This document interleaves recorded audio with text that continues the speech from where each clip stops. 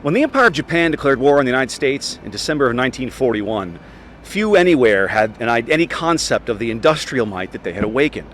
Among the thousands of ships, submarines, tanks, planes, bombers, everything the Americans built during the Second World War, they constructed 175 Fletcher-class destroyers, which later on went on to become workhorses of the navies in both oceans. 4 of these ships survive today as museum ships, but only one has been restored to her authentic late war 1945 condition. Welcome aboard USS Kidd.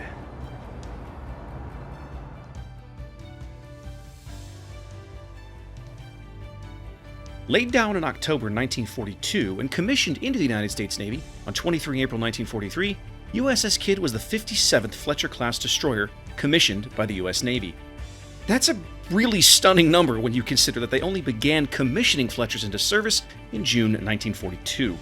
In fact, the average build time for a Fletcher was a paltry 212 days.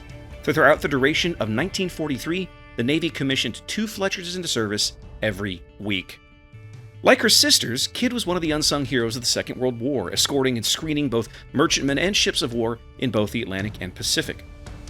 Gravely wounded by a kamikaze off Okinawa in April 1945, she was refit at Mare Island Naval Yard later that same summer, where her forward torpedo launcher was removed in lieu of more anti-aircraft guns. Though she went on to later service in the Korean War and the early part of the Cold War, she was never modernized as many other Fletchers were, and was ultimately decommissioned in June 1964. She languished in reserve status in Philadelphia until the early 1980s, when she was chosen as one of 3 Fletchers to become war memorials. Towed to Baton Rouge, Louisiana in May of 1982, Kidd now makes her home along the banks of the Mississippi River, one of the most unique attractions found in the state capital. Her birth here is as unique as she is. The seasonal variations of the lower Mississippi mean that the water level in the river can vary by as much as 30 or 40 feet.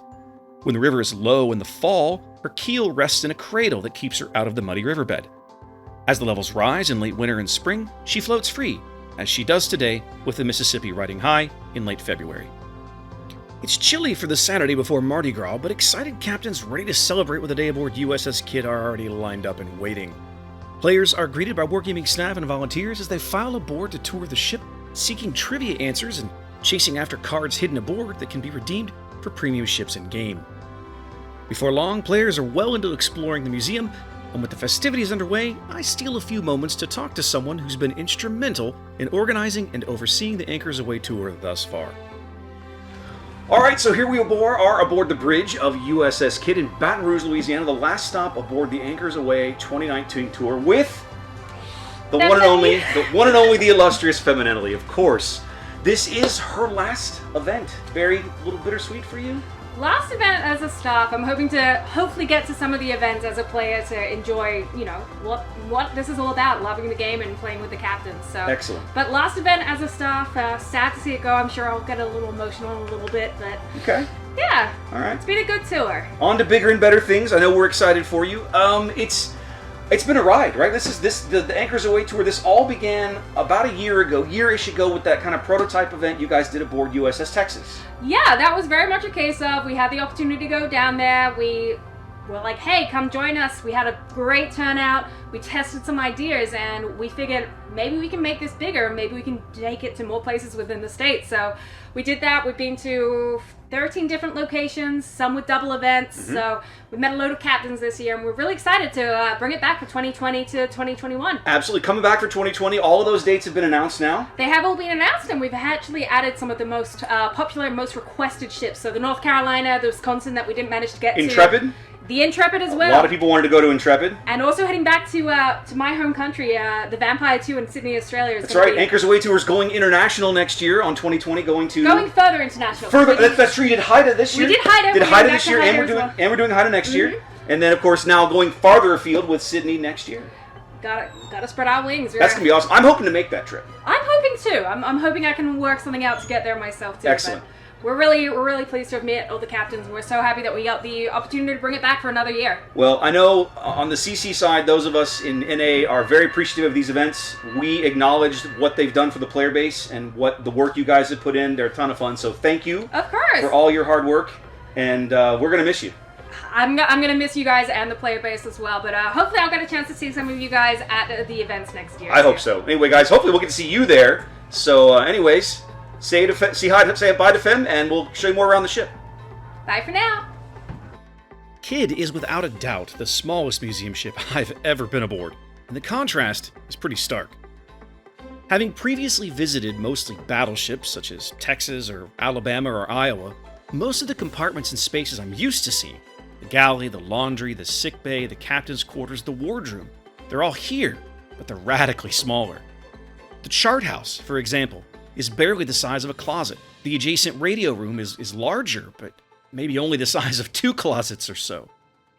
The Fletchers also had something very innovative for the era, a radar plotting room that was the forerunner of the modern Combat Information Center, or CIC. Each of these ships rolled out of the yard with surface search radar, providing their commanders with an unprecedented amount of information for the time. The CIC aboard Kidd and her sisters was an early attempt to allow all of that plotting, location, and radar data to be collated in an effort to present a clear and concise tactical picture to her commander in combat.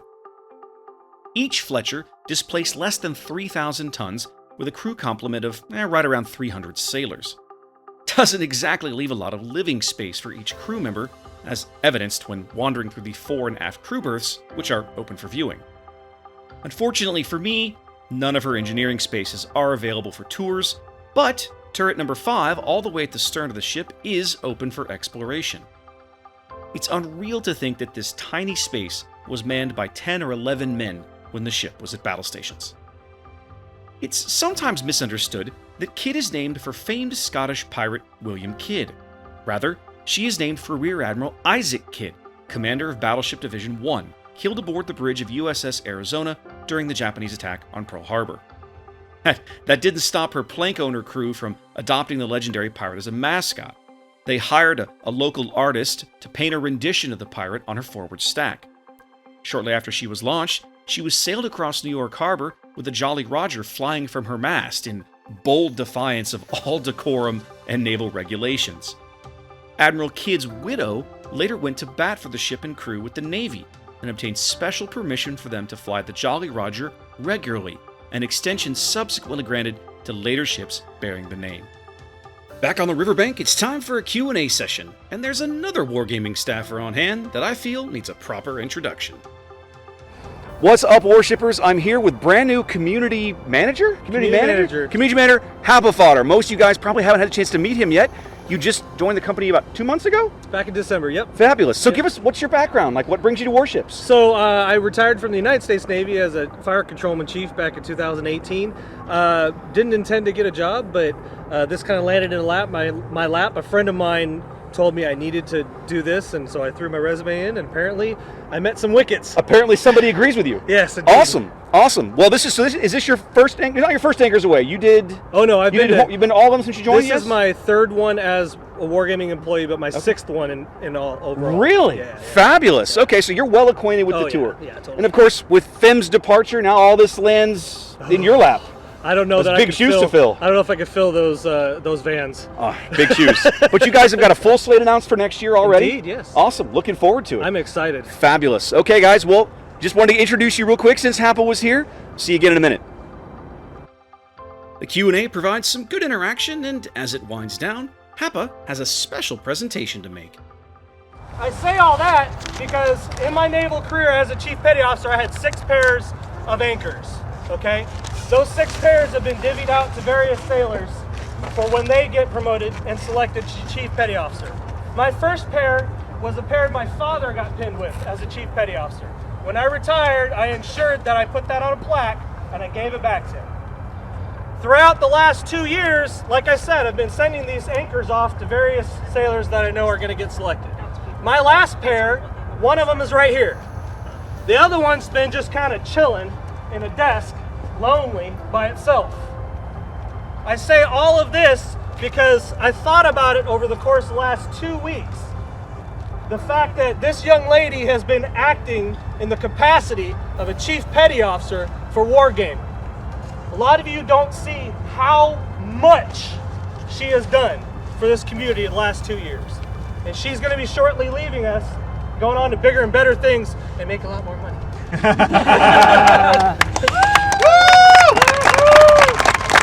I say all that also because I thought it only rightful that I give my last anchor to her because she also collects pins.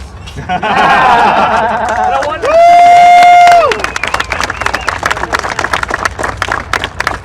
seriously, I cannot even begin to list all the stuff that she's done for our community and for the company for the last 2 years. And quite frankly, I'm horrified at the stuff that I'm finding out I have to do now. So, seriously though, thank you so much. Thank you. With the day winding down, it's a good opportunity to take a quick spin through the Riverside Museum that goes along with the ship. It has a bevy of great exhibits that showcase not only USS Kidd and her history, but tributes to other naval vessels, including Destroyer Squadron 48, which just happens to include another premium ship available in World of Warships.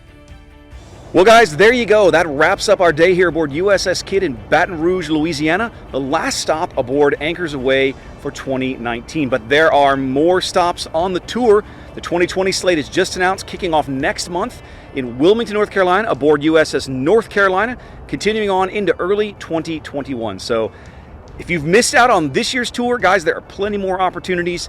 Definitely try to make your way to one of these. They are a ton of fun. The staff are fabulous. There's all kinds of loot. It is a great time to spend a day to support our museum ships here in the United States. We love them, and we got to keep showing up and giving them money, giving them love, donating the time that they need to keep them stay out and afloat and in good shape. So definitely, please try to make your way to one of these events in the future. They are a ton of fun. It's a sad bit of an era, right? Feminelli moving on, and Hapa and Calvothe and the rest of the community team stepping in. So the tour continues with some new faces, and hopefully, guys, you'll be one of them. See you out there, be safe, and I'll catch you at a future event, I hope. It seems somehow fitting that the final stop of the 2019 tour should be here along the banks of the Mississippi River. For more than 3 centuries, it's been a gateway to bigger and better things for people from all over the world. As the sun sets on our day here, there are unquestionably bigger and better things still on the horizon for World of Warships.